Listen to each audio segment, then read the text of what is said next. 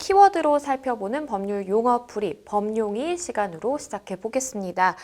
오늘 저희가 알아볼 용어는요, 구상권입니다. 참 많이들 들어보셨을 것 같아요. 기사들에 보면 최근 기사입니다. 광주 동구청이 철거 건물 붕괴 참사의 시공사인 현대산업개발의 구상권을 청구했다라는 이야기도 나오고요. 상간자가 같이 부정행위를 저지른 상대방에게 구상권을 청구한다라는 기사의 내용도 있었습니다. 변호사님, 우선 구상권이 정확히 무슨 의미인지 좀 설명을 해주시죠. 네, 구상권이라고 하면 좀 흔히들 많이 들으셨을 텐데 좀 쉽게 설명을 드리면 본래 그 갚아야 될 사람이 갚는 것이 아니라 다른 사람이 대신 갚고 네. 그 갚아야 될 사람한테 채권자를 대신해서 청구하는 것을 구상권이라고 합니다.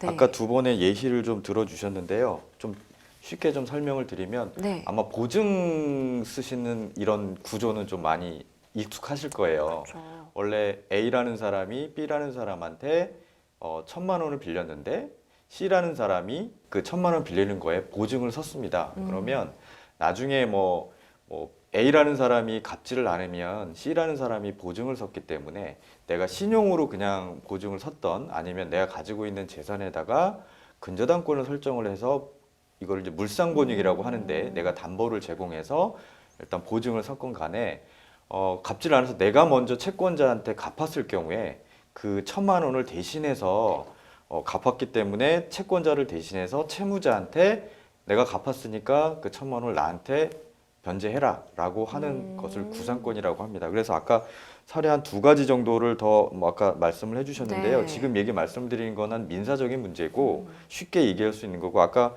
그 상간자 같은 경우에는 부정행위에 대해서 구상권 청구할 수 있다라는 부분에 대해서는 이거는 사실상 어떻게 보면 채권 채무라기보다는 이제 불법행위에 대한 손해배상 청구권인데요. 예를 들면 상간자 소송 많이 들어보셨죠? 그렇죠. 그래서 A와 B가 부부관계인데 A가 C와 어떤 부정행위를 저질렀을 때 B가 A 또는 혼인 관계에 있는 남편 또는 아내 또는 그 상대방의 부정행위자한테 이제 불법행위 손해배상 청구를 하실 수 있는데요.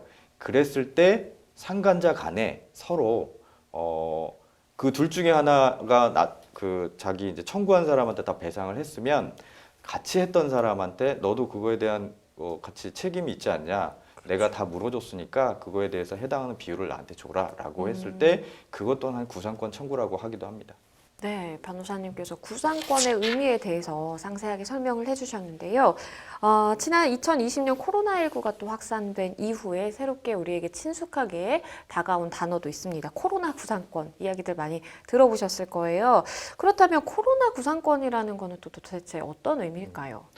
코로나 구상권은 이제 약칭해서 코로나 문제로 인해서 발생한 구상 청구라고 쉽게 풀이할 수 있는데 아까 말씀드린 것처럼 예시를 드린 것처럼 어떻게 보면 상간자 간의 손해배상 청구권 관련된 구상권 이거랑 동일한 구조라고 볼 수 있어요.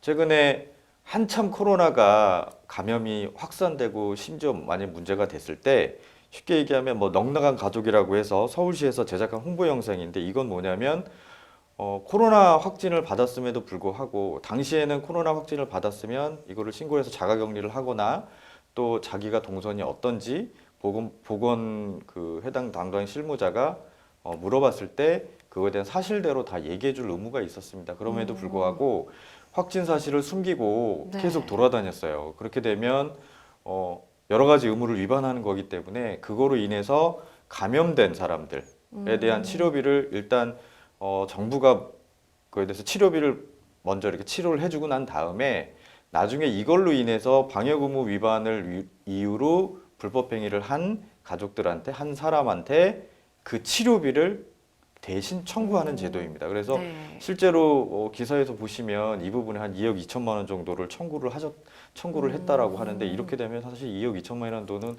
상당히 큰 금액이죠. 예. 사실 말씀해 주신 것처럼 내가 어떠한 방역 수칙을 어기고 그러한 행위로 말미암아서 누군가가 또 감염이 되고 그 사람은 또 치료하는 데 비용이 들고 이런 사실 손해가 발생하게 된다면 내가 그걸 다 사실 떠안을 수도 있다. 결국에는 구상권 청구를 내가 받을 수도 있다라는 의미로 해석이 되는데요. 그러면 구체적으로 구상권 청구를 하는 것은 어떤 과정에 의해서 어디서부터 이루어질까요? 쉽게 구상권 청구도 일반 그 뭐 돈을 빌려줬을 때 청구하는 것과 다르지는 않습니다.